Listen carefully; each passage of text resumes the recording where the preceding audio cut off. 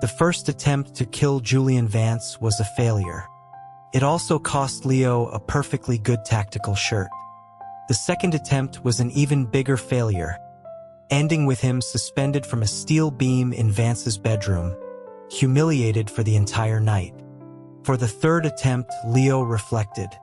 If brute force and stealth weren't enough, he would have to rely on a different kind of weapon. And so, he found himself in a cocktail dress, orchestrating a delicate stumble in front of Julian Vance's armored town car. The man, predictably, took the bait and brought him back to his sprawling, fortified estate.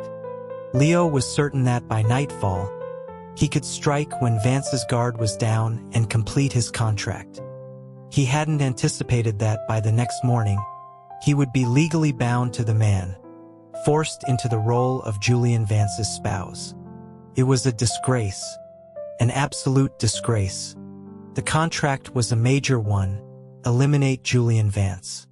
As a consummate professional, Leo had studied his target's habits. The man would work in his home office until the early hours of the morning before retiring to his bedroom.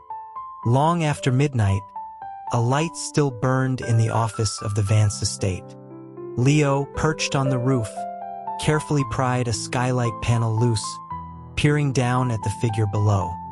The man's dark hair was an untamed cascade over his shoulders. His bespoke suit jacket was slung over a chair, leaving him in a crisp white shirt, the sleeves rolled up to his forearms. He held a vintage fountain pen, its nib scratching across a classified document. This was the man who, despite holding no elected office, steered the nation's political currents. A man like that had to have a closet full of skeletons. A cold wind whipped across the roof. Leo adjusted the black balaclava covering his face. With a soft click, he released the skylight latch and dropped silently, landing squarely on the massive mahogany desk. If he was fast enough, he could finish the job before security was alerted and use his agility to make a clean escape. He drew the carbon fiber knife from its sheath at his waist and lunged, the blade a blur aimed for Vance's throat. It was a move that prioritized speed above all else, one that had never failed him. But Julian Vance reacted with preternatural speed. He kicked back from the desk, his chair gliding across the polished floor and giving him the space to evade the lethal strike. Leo used the scattered documents for traction, lunging forward again. To his shock, Vance produced a long, wickedly sharp letter opener from a desk drawer, holding it like a seasoned knife fighter. The man knew how to handle himself. Vance parried the attack, forcing Leo to constantly shift his tactics, searching for an opening.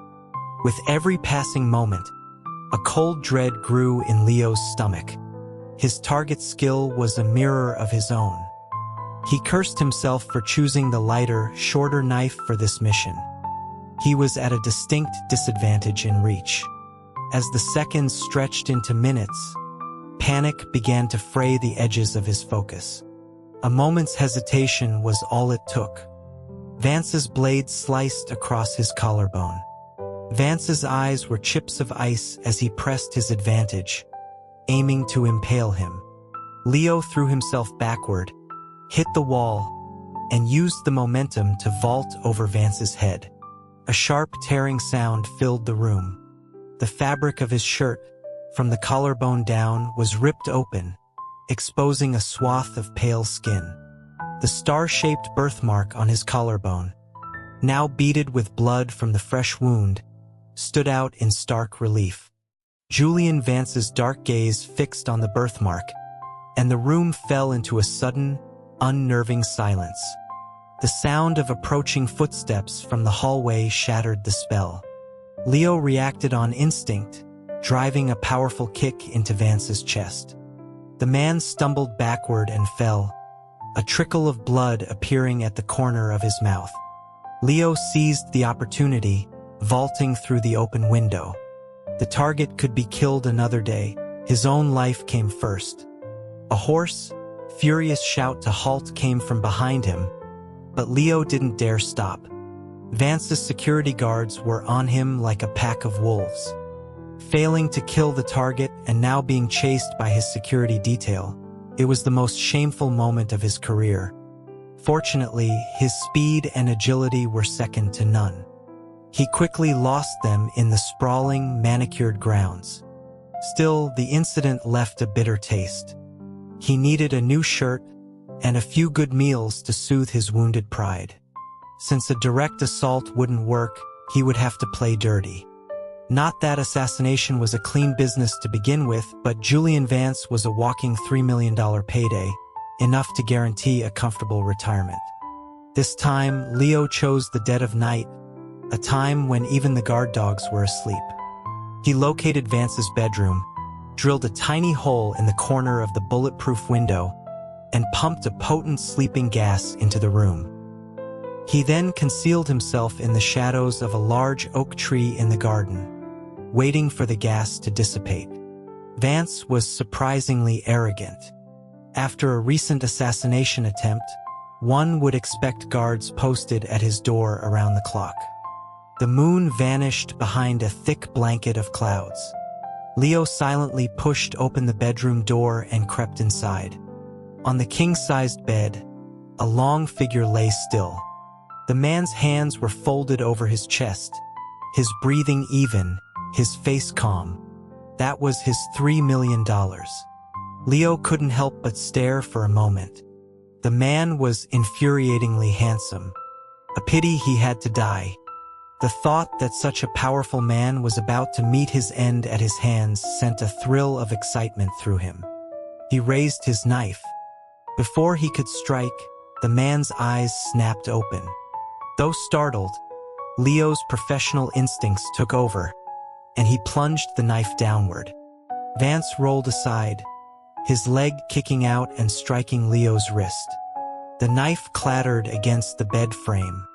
Leo abandoned the weapon and reached for the cluster of neurotoxin-laced needles hidden in his sleeve. But Vance was prepared. He pulled a thin, ballistic shield from under the mattress, blocking himself completely. It was a trap. As Leo searched for a weakness, Vance suddenly lowered the shield. Before Leo could process the movement, a cloud of fine powder hit his face.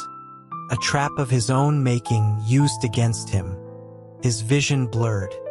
Damn it, he was being played. His body went limp, and he collapsed, finding a surprisingly comfortable position on the plush carpet. He only had one regret. He should have finished that last bag of beef jerky. When he regained consciousness, the first thing he saw was Julian Vance's smug face. Vance was leaning against his desk, watching him with casual amusement. Leo instinctively tried to reach for a weapon, only to find his hands wouldn't obey. He looked up. He was bound at the wrists, dangling from a steel support beam in the ceiling. Vance remarked that he was awake, a smile playing on his lips that Leo found deeply insulting. Leo struggled against his bonds, demanding to be let go. Vance stood up and picked up Leo's own knife, using the tip to tilt his chin up. He mused aloud, asking why he should release the man who was trying to kill him. Leo froze, his eyes locked on the blade. He warned the man to be careful, as the blade was poisoned. Vance paused, then tossed the knife carelessly onto the floor. He called Leo ruthless. A strange thought occurred to Leo. Why wasn't he dead already? Before he could ponder it further, Vance moved closer. The cool, crisp scent of sandalwood filled his senses, setting his nerves on edge. This man was dangerous.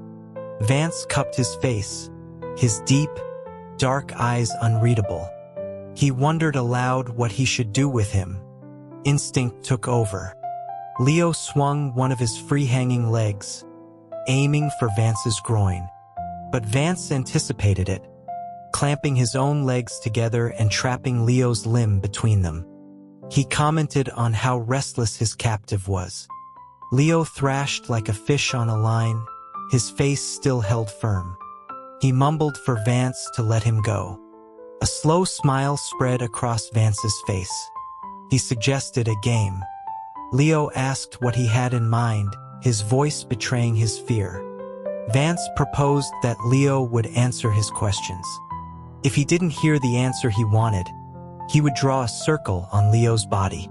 He then produced a fine-tipped permanent marker. Leo swore at him, asking if he was insane. Vance calmly stated that was the wrong answer. He uncapped the marker and walked over. The moment the cold tip touched his skin, Leo flinched, his body tensing involuntarily. Humiliation and rage surged through him, and he tried to kick Vance again, only to be trapped once more. Vance looked at him with amusement, him that if he tried that again, there would be consequences. Leo bit his lip, glaring with all the hatred he could muster. If he got out of this alive, he would finish his jerky and then dismember this man. Vance ignored his murderous stare and asked who had hired him. Leo replied that he didn't know. A professional assassin never betrays a client, not even in death. Vance simply said that was fine and drew a neat circle on his left pectoral. Next question, his name. Leo spat out the first thing that came to mind, Mike Smith. Vance shook his head disapprovingly and drew another circle on his right pectoral, informing him that he was lying. Leo shouted that he wasn't lying. Vance replied that while his name might be Mike Smith, it wasn't the name he wanted to hear. Leo felt a surge of helpless fury. Vance was clearly just looking for excuses. The ink from the marker felt strangely cold. Vance explained that it was a special ink, infused with a cooling agent. An expensive custom blend. He told Leo he was lucky. Leo's chest heaved with anger, but he suppressed the urge to kick him again. He was at the man's mercy. For now, he had to endure. Later, he would turn Vance's head into a soccer ball. Vance then asked where he was from. Leo answered honestly this time. Havenwood, from the east side. Another lie, Vance declared. Leo exploded, accusing Vance of not wanting answers at all, but just wanting to draw on him. Vance simply asked if that was a problem. Leo sarcastically agreed that it wasn't, that Vance could do whatever he wanted. Vance seemed pleased by this, saying he wouldn't draw for that answer. He paused before the next question. Had Leo ever seen him in Havenwood? Leo said no. He'd never been to the affluent side of Havenwood. Vance's previously casual demeanor sharpened. He stared intently into Leo's eyes, searching for any sign of deception. He found none because it was the truth. After his parents died, he'd become an assassin, eventually making a name for himself in the city's underworld. He'd been shot, stabbed, and broken, but he'd never been treated like a government memo being redacted. Vance must have been dropped on his head as a child. Don't argue with an idiot, he told himself. The idiot put the marker down and gently touched his collarbone. The bloody, star-shaped birthmark was a stark blemish. Vance's voice was low, laced with a strange melancholy, as he murmured that he couldn't be mistaken. Leo glanced down at his own birthmark. Based on years of watching cheesy soap operas, he guessed what was happening. Vance had mistaken him for someone else, someone with an identical mark. The realization prompted an immediate change in strategy. He pleaded, telling the man he had the wrong person, but offered to help him find the right one if he was set free. Vance just scoffed, saying that was a nice thought, then picked up the marker again for a new round of torture. Leo didn't understand why Vance was so interested in the minutiae of his life, but no matter what he said, Vance would find a reason to draw on him. The degrading humiliation continued for what felt like an eternity. When Vance finally released him, Leo's first act was to land a solid punch on his jaw. He then snatched Vance's expensive suit jacket and bolted. Vance didn't pursue him, but the sun was rising. The estate was coming to life, and scaling walls was no longer an option. Wrapping the large jacket around himself, he walked brazenly toward the main gate. A guard stopped him, asking for his identity. Leo put on an air of authority and asked what the problem was. The guard asked who he was. Leo bluffed, claiming to be Julian's brother, Alex Vance. The guard frowned, saying he hadn't heard the boss had a brother.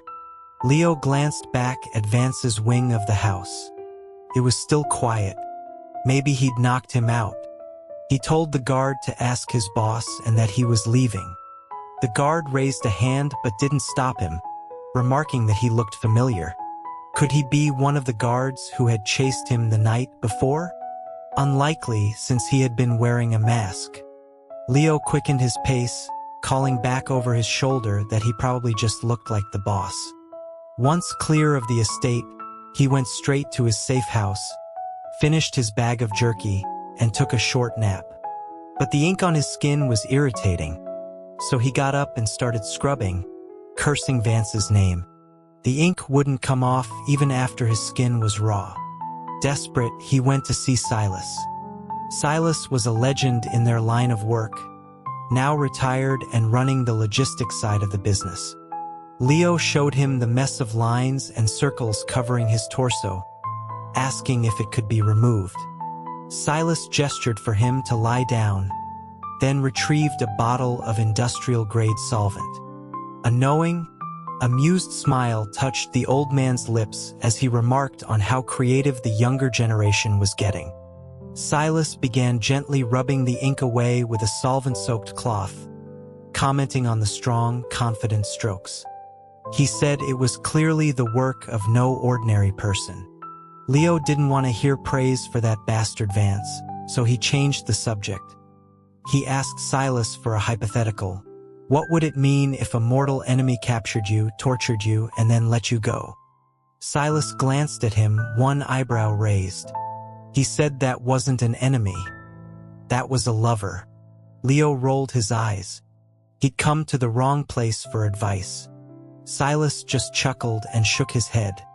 Leo reflected on his two failures. Vance was a well-equipped, well-defended fortress who also bit back hard. He confided in Silas that he had a difficult contract. A target with heavy security, advanced combat skills, and a penchant for dirty tricks. Silas asked if it was a man or a woman. A man, Leo confirmed. Silas put down the cloth and leaned in conspiratorially. He told Leo that no matter how tough a man is on the outside, he's soft on the inside. A hero's greatest weakness is a beautiful woman. He told Leo to figure out the rest himself. The advice was like a bolt of lightning. He understood. The next day, Leo paid a small fortune to a high-end stylist for an intensive, all-night session on makeup and feminine deportment. The stylist, a flamboyant drag queen named Coco, took a liking to him, and they parted like old friends, with Coco gifting him several expensive makeup palettes. Leo, deeply moved, gifted her his last few bags of premium jerky. After days of practicing how to walk, talk, and move like a woman, he was ready. It was grueling work, but for $3 million, it was worth it. He timed his move for when Vance was returning from a meeting in the city. There he was, dressed in a flowing pink dress, his walk a gentle sway. His eyes looked bigger, his nose smaller. Eyebrows arched, lips a vibrant red. His own mother wouldn't recognize him. A sleek town car approached, bearing the unique Vance family crest. It was time. He clutched his chest, staggered a few steps, and collapsed gracefully in the middle of the road. The driver brought the car to a smooth halt, shouting to ask who was blocking the road.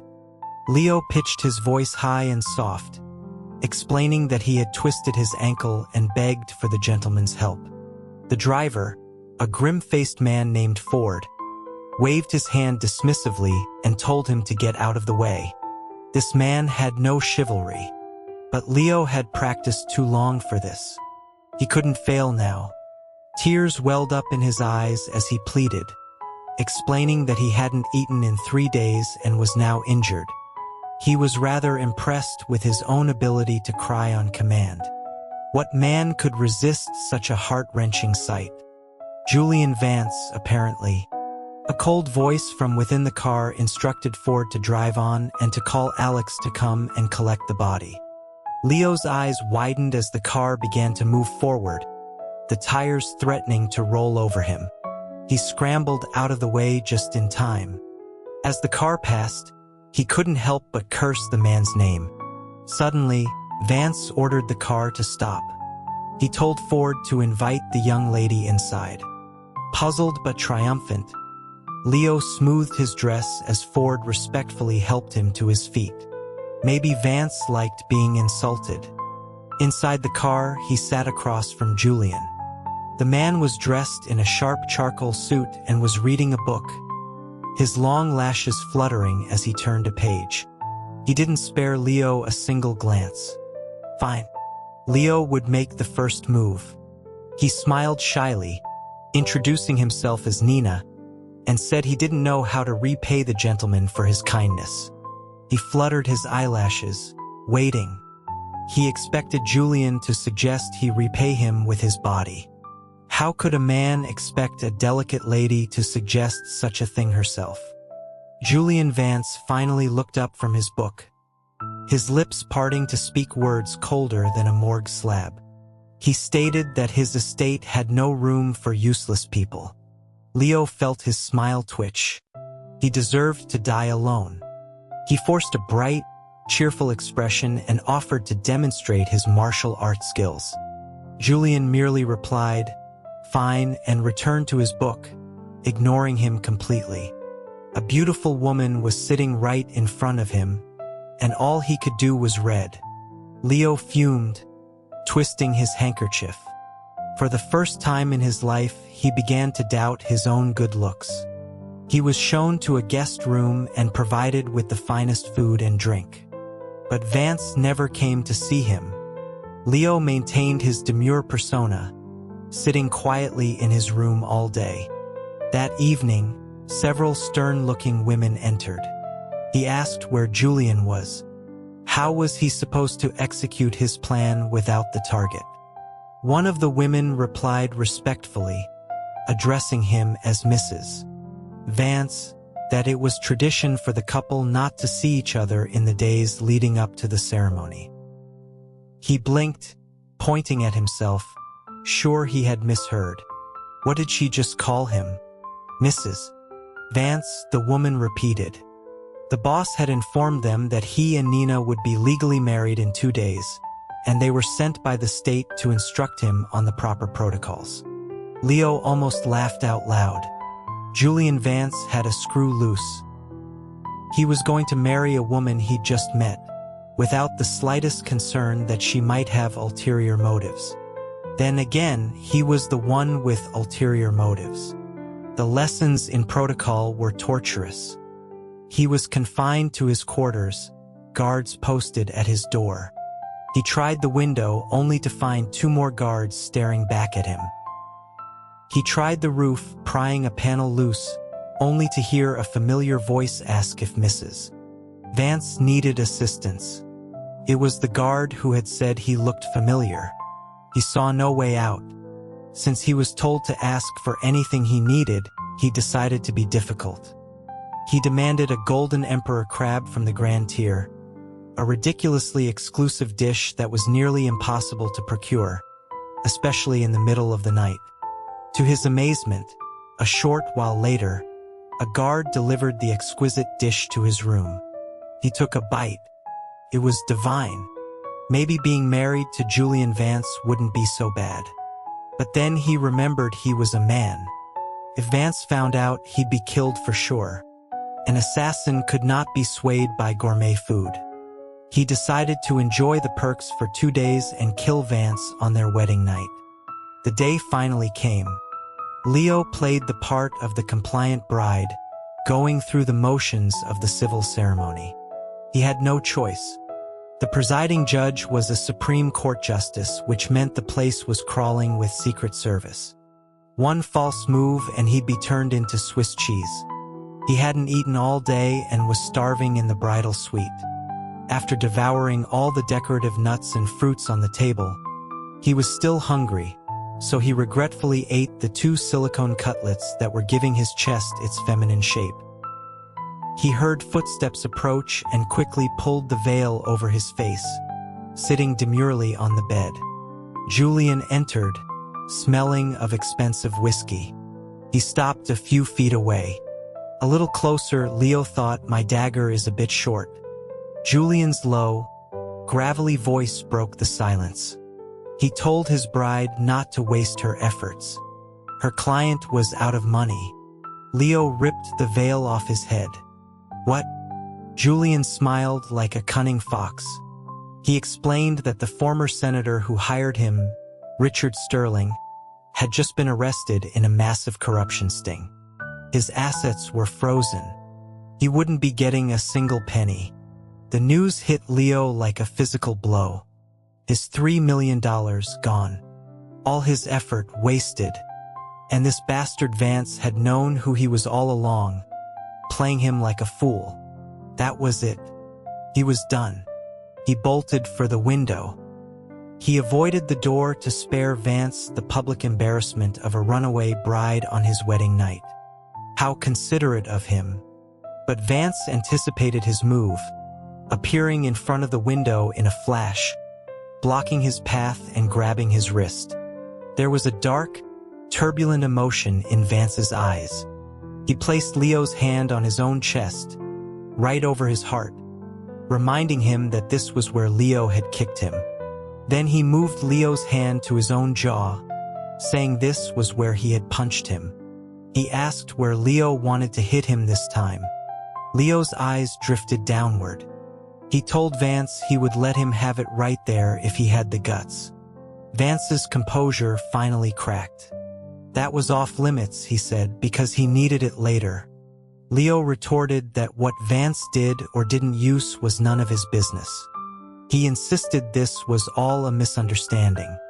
They should just forget it ever happened. Vance's expression turned deadly serious as he said it couldn't be forgotten.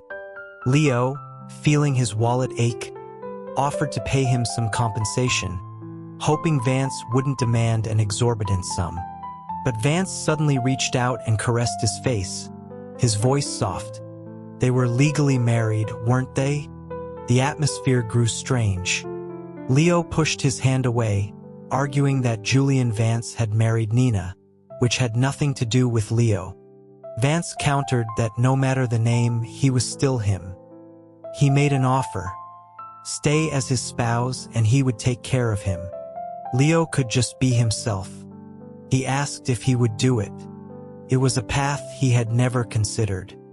He refused. Being a woman was too much trouble. Vance leaned closer, his voice a low whisper in Leo's ear. He said Leo wouldn't have to pretend.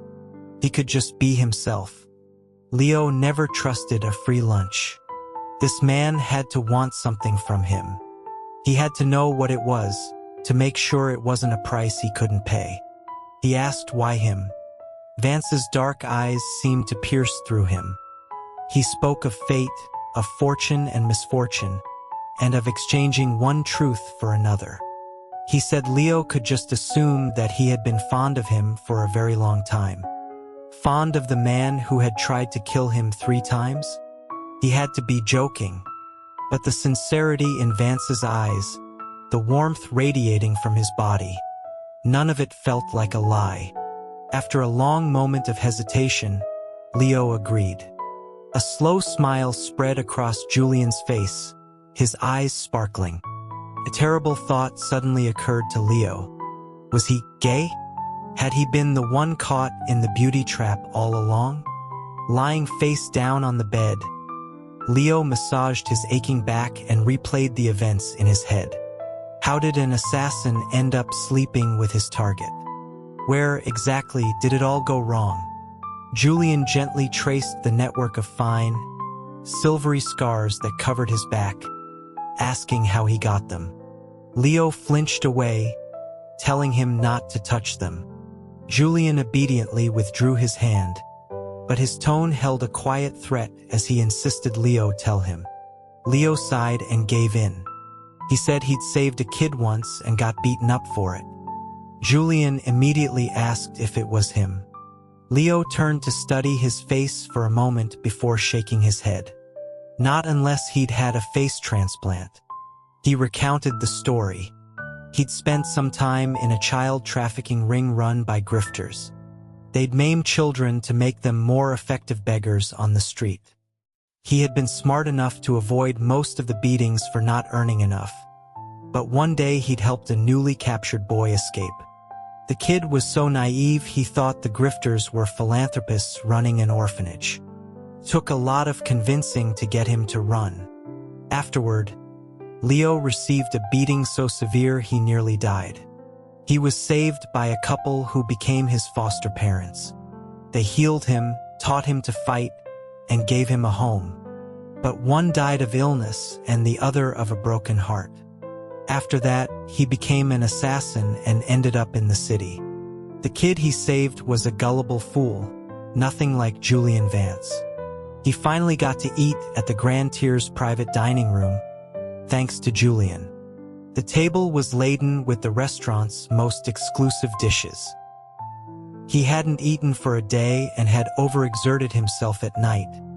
He could have eaten a horse. Julian barely ate, content to serve him. Leo happily accepted his service. Whether his claims of affection were true or not didn't really matter, as long as he wasn't trying to kill him. After the meal, Julian asked if he would meet a friend. Leo waved a dismissive hand, telling him he could meet whoever he wanted. The man was being strangely formal. A man named Alex was shown in, accompanied by another, older man with a mystical air about him. The guard, Alex, was the same one who'd said Leo looked familiar. The other man was introduced as Mr. Alistair. Julian mentioned a nickname, Leo the Flow, and Leo almost choked on his tea. He vaguely remembered his drunken bluff at the gate about being Julian's brother, Alex Vance. He couldn't believe the guard had bought it. Mr.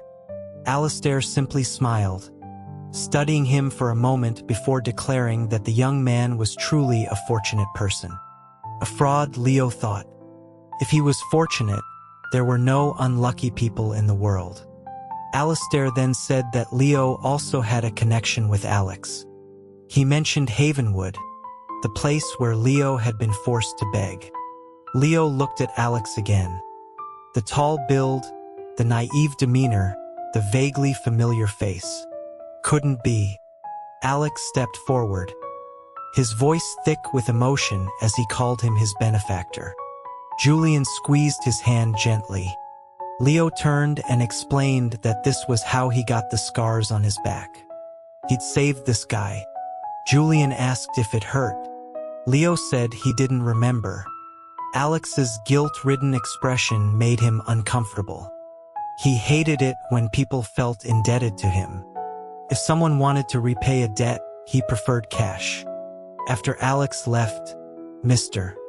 Alistair turned his cryptic gaze back to Leo, asking if he recalled ever taking on a great misfortune for Mr. Vance. Leo answered honestly that he did not. Julian, holding his hand, looked down and murmured that Leo remembered Alex, but not him. Leo pulled his hand away, telling him not to be so dramatic. Alistair then asked where he was from before Havenwood. Leo tried to remember. His earliest memory was of begging in Havenwood. He knew the grifters weren't his real family, but he'd never thought about what came before. Had he lost his memory? He fell silent. He'd never wondered about his past, just focusing on surviving one day at a time. But was he really the kind of person who would shield someone from disaster? He'd only saved Alex to spite the grifters. He wasn't some saint. He asked if they had the wrong person. Alistair's brow furrowed. He looked at Julian and said this was not how it was supposed to be. Julian simply stated that they would proceed as they were. But Alistair grew agitated, insisting that a borrowed fortune must be repaid, and the person had to be found. He explained that taking on misfortune meant lending one's own luck to another. Given his own track record, Leo thought it wasn't entirely impossible. Julian, however, dismissed it as nothing more than dealing with a bit of backlash. Seeing Julian was immovable, Alistair sighed in defeat. Later, Leo tried to ask Julian about this borrowed fortune, but he refused to elaborate.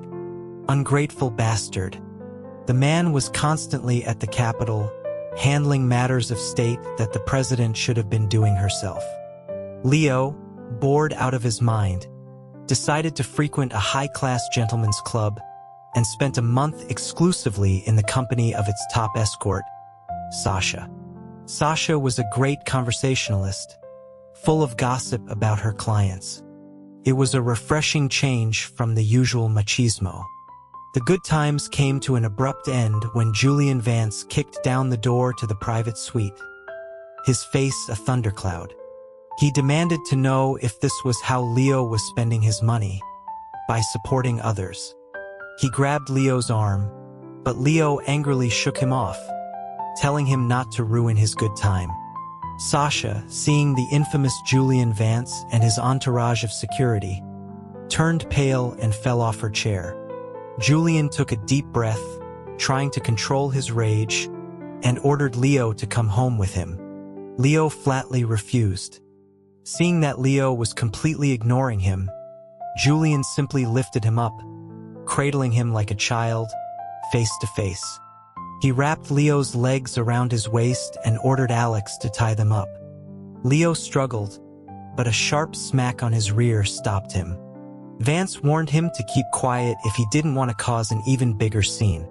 From somewhere behind them, Sasha's terrified voice called out his alias, Nina, pleading that he was a good person. Julian's eyes narrowed. So that's where he got the name. Leo quickly explained it had nothing to do with her. Julian didn't harm Sasha. He simply walked out of the club carrying Leo. Leo was mortified. His legs were tied around Julian's waist, his hands tied around his neck. He buried his face in Julian's shoulder, praying no one would recognize him. If any of his contacts in the underworld saw this, he'd be a laughingstock for the rest of his life. The street was full of murmurs. People recognized Julian Vance but were confused by the child he was carrying, whose limbs were bound. A mother pointed them out to her son, telling him to grow up to be a hero like Mr. Vance and never to be paraded through the streets tied up like that. The child loudly observed how embarrassing it was. Leo wished the ground would swallow him whole. When they were finally inside the estate, he erupted. He screamed at Julian, asking if he was out of his mind, humiliating both of them like that. He demanded to know what was wrong with him going to a club when Julian was never home. As he was threatening to beat Julian up if he did anything to Sasha, his mouth was suddenly covered by Julian's in a bruising kiss. The angry words died in his throat. His mind went blank, but he quickly recovered. Whatever happened, he would not be the passive one. Before Julian could deepen the kiss, Leo took the initiative, his own attack clumsy but determined. Julian's body tensed in surprise. Then he responded with a fiery passion. Leo was lost in his own chaotic assault when he felt something hard and hot press against his hip. Realizing what it was, his eyes flew open. He called Julian an animal. Julian, breathing heavily, carried him swiftly to the bedroom, his voice trembling as he pleaded for help. Leo told him to untie him first. Julian carried him to the side of the bed and turned his back. Leo then saw it. A sword was cleverly strapped to the bed's headboard. No wonder this guy was so hard to kill. He was armed everywhere.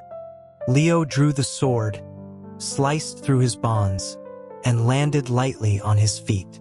He then held the blade to Julian's neck. "If you can beat me," he said, "I'll let you have your way." In the courtyard, under a shower of falling petals, two figures moved like wraiths, the clash of steel ringing through the air. The estate guards gathered to watch. "The missus was skilled," one commented, able to hold his own against the boss. Another whispered that he thought the boss's spouse was a woman. A third explained the boss's spouse enjoyed role-playing and had even pretended to be an assassin.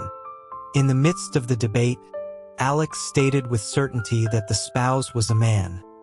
They were old acquaintances. Amid the chatter, Leo knocked the sword from Julian's hand, but his own was sent flying as well. They transitioned to hand-to-hand combat. The fight was intense, exhilarating. Just as he was focusing his energy, a shout from the sidelines shattered his concentration. "Go, Mrs. Vance!" The distraction caused him to hesitate for a fraction of a second. In that instant, Julian's hand was at his throat. "I win," Julian said, a triumphant smirk on his face. Leo glared at Alex. "What did you just yell?" he demanded. Alex, looking terrified, stammered out an apology. Leo was furious. Alex had just said a few words, but he had lost his virtue. "It doesn't count," he protested. "He distracted me." Julian simply swept him up into his arms. "Then why didn't he distract me?" he asked. Leo shot back that it was because he wasn't Julian's wife. Julian countered, asking if that meant Leo was. Leo shouted back, "I'm your father." He would never make a bet with Julian Vance again. The man was utterly ruthless, the consequences brutal. It took him 3 days to walk properly again. As soon as he could, he went to find Sasha, only to be stopped by the club's manager, who told him he was no longer welcome. When he asked for Sasha, the manager tearfully explained that Julian Vance had bought out her contract and she had already left to start a new life. He asked if she had left a letter. She hadn't. All he wanted was the end of the story she'd been telling him about the affair in the Zhao family. Now he would never know the injustice of it all. He returned to the estate in a foul mood, hacking at the air with a practiced sword, cursing Julian's name. A voice from behind warned him to be careful not to reopen his wounds. Leo spun and swung the sword at the sound. Julian easily disarmed him and handed him a letter. It was from Sasha. The letter was full of thanks, but at the end were 6 pages detailing the rest of the scandalous story. Leo read it with glee, his mood instantly lifted. On the night of the Mid-Autumn Festival, he found himself standing at the entrance to the presidential palace, adjusting the ornate hairpins in his wig. He glanced resentfully at Julian, dressed in a formal black suit. He couldn't believe he had to attend the president's private family dinner. Julian took his hand, explaining that the president had been asking to meet his spouse for months, and this was a good opportunity. Leo grumbled, reminding Julian of the rare comic book he had promised him in return. This was the last time he would dress as a woman. The state dining room was filled with cabinet members and their spouses. The young president, seated at the head of the table, actually rose to greet them. When the president politely greeted him as aunt, Leo could only manage a strained smile. He quickly concluded that being with Julian came with some serious perks. Even the leader of the free world was respectful to him. The dinner began. He enjoyed the music, the dancing, and the food. He noticed Julian seemed to have no sense of crisis, even letting Leo steal food from his plate. He even helped him wipe his mouth with a napkin. A pang of guilt hit Leo. Maybe he was being too hard on him. He passed him a small plate of asparagus. After dinner, The president unexpectedly summoned him to her private residence, the Chilingong becoming the Lincoln bedroom. He looked at Julian, confused. This seemed inappropriate. Julian just gave a slight nod, indicating that he should go. Leo walked into the room, and before he could even sit down, the president burst out that he had saved the Vance family. Leo, bewildered, humbly said it was nothing. The president, who seemed to have had too much to drink, continued emotionally, saying that she had almost believed her uncle was gay and that their family line would end. She had been so eager to meet the woman who had changed that. Leo cut her off, asking why the family line would end. Couldn't she have children? The president's eyes filled with tears as she confessed a state secret. She was a woman. The world had gone mad. Seeing her distress, he offered what comfort he could. She lamented having no brothers to take the throne. He told her then the family line would indeed end with her. "Why?" she cried. "Because I'm a man," he replied. After a moment of stunned silence, a heart-wrenching wail echoed through the room. Leo let her cry it out, then began to reason with her. He told her that as long as she had a child, the family name would continue. She could take a medical leave during her pregnancy. Julian was handling everything anyway. She could have a child every year if she was diligent. Once she had a son, she could pass the presidency to him. It would be a win-win for everyone. The president listened, stunned, seemingly considering his proposal. Leo patted her on the shoulder and took his leave. Outside, he found Mr. Alistair waiting for him. He asked why he was at a state dinner. Alistair stroked his beard, saying it was a long story. Leo cut him off, asking where Julian was. Alistair said he had sent him away. He told Leo he was here to clear up his confusion. He began to tell a story of a political coup years ago, when Julian was caught in a deadly trap. Following Alistair's guidance, Julian had fled south to Havenwood, seeking a sliver of hope. There, he met his fated person and borrowed their luck, turning his fortune around. But if that luck was not returned, the lender would suffer a backlash, ruin, or even death. Alistair looked at him meaningfully. Leo asked how the luck could be returned. Alistair explained that it was simple. Julian had to marry the person. Leo said he would just leave. Alistair informed him that a marriage certificate was already filed, and the karma could not be undone. A divorce, then? Alistair asked if he knew whose name was on the certificate. It wasn't Nina or Leo. Couldn't be Alex Vance, could it? Alistair just smiled and told him to look behind him. A young woman's voice called out for the regent's wife. When Leo turned back, Alistair had vanished. The woman, a maid, said her mistress, Veronica Shaw, the most beautiful socialite in the city, had invited him to admire the moon by the lake. He didn't know any Veronica Shaw. He tried to leave, but the maid fell to her knees, begging him, saying her mistress would kill her if he didn't come. With a sigh, he agreed to go. The path led to a large, dark lake. Leo instinctively halted. He had a deep-seated fear of water. The maid called out, and a beautiful woman emerged from the shadows. It was Veronica Shaw. She smiled, but her eyes were cold. She asked which noble family Nina came from. Leo replied flippantly, the Red Lantern Lounge. Veronica's face twisted in disgust. She called him a whore, saying a man like Julian Vance deserved someone like her, not a piece of trash like him. She grabbed his sleeve, trying to drag him toward the water. He easily shook her off. The woman stumbled back, a crazed look in her eyes, and fell dramatically into the lake, screaming that he was trying to murder her. Her maid began to shriek for help.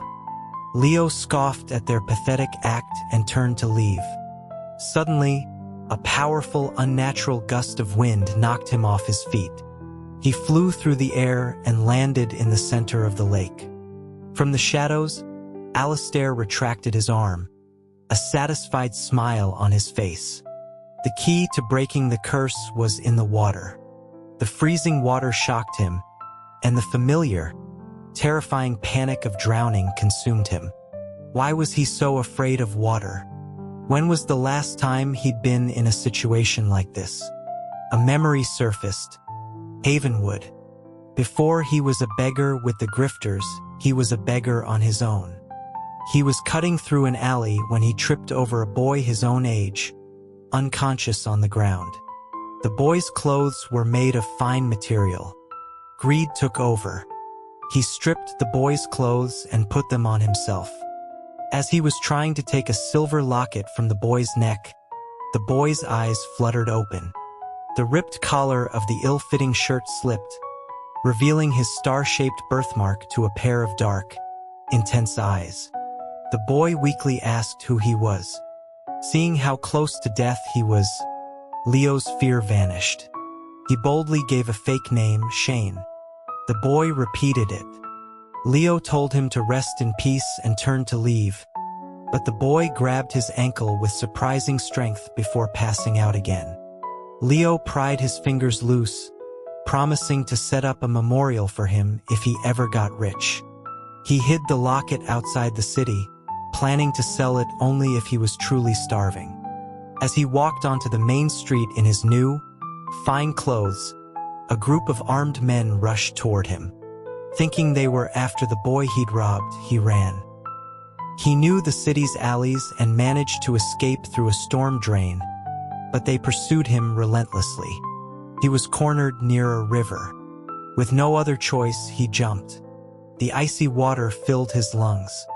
As he was losing consciousness, he saw the men fish his stolen jacket out of the water with a long pole. His last thought was a desperate wish that he could have been born rich like the boy in the alley. By some miracle, he washed ashore and was found by the grifters. The next thing he knew, he was in a different city with no memory of his past. The boy in the alley, Julian Vance. It was him. He had put on Julian's clothes and become the decoy. He had taken on the disaster meant for him. He woke with a gasp, his hands clutching Julian's arm. He furiously asked where that damn mystic Alistair was. He was going to drown him. Julian, his eyes red-rimmed, said he had already left and handed him a letter. In it, Alistair apologized, explaining that the water was the only way to break the amnesia caused by his past trauma. The letter explained everything. When they first met, Leo had willingly taken Julian's clothes to lead the pursuers away, and in his desperation in the river, he had sincerely prayed to trade fates with the rich boy. That act of selfless sacrifice had transferred a sliver of his luck to Julian, saving his life. Julian had been searching for the boy with the star-shaped birthmark ever since. A beautiful misunderstanding. He'd wanted the clothes because they were valuable. He'd wished for a different fate out of desperation. And yet, this man, this powerful, dangerous man, was looking at him with such raw, unguarded pain. He was a rare sight. Leo managed a weak smile and asked if Julian was worried about him. Julian nodded, his voice thick. Leo joked that if he was so worried, he would let him be on top next time. Julian just told him not to joke. Later, Leo told him about the locket, hidden in a hollow tree 2 miles southwest of the Havenwood city gate. Julian's eyes filled with a brilliant, overwhelming joy. He told Leo to keep it. What was given was his. He later found out it was a Vance family heirloom, passed down through generations as an engagement token. He saw the marriage certificate. On it were 2 words, elegantly written, Shane Astor. He laughed, asking Julian if he wasn't afraid he'd bet on the wrong person. Julian's gaze was deep and steady. I never bet, he said. His eyes, like dark whirlpools, were the same as they were in that alley years ago. And Leo knew he wouldn't have been mistaken either. Fate is a strange thing, a tangle of fortune and misfortune. For him, a life exchanged for a life brought an unexpected truth. It was a beautiful misunderstanding, but now he had a chance to offer his sincerity for real. And this time it wouldn't be too late.